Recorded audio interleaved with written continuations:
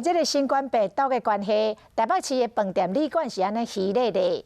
台北市政府按算要来推出着补助，12月开始无限定旅客户籍，只要以自由行的方式来到台北的饭店，相关补助1000块。 台北一抗疫就伫眼前，明明有市区的美景，阁真方便。不过大房率才3成，比疫情进前阁加真济。旅客大部分拢去中南部，无受到交通部安心旅游补助的帮赞。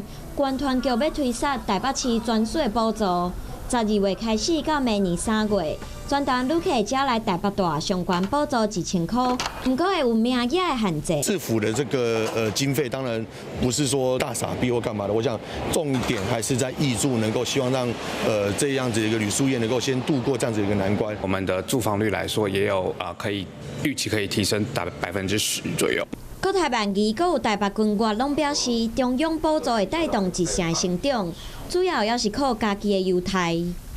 没有到非常的明显，对，但是有微幅的帮助，这样整体业绩大概提升了8%。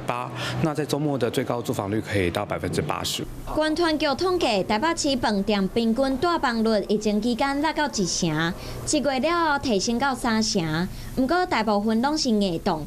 希望会使有搁较侪补助，甲人客去引到台北，互饭店的大房率会使来提升。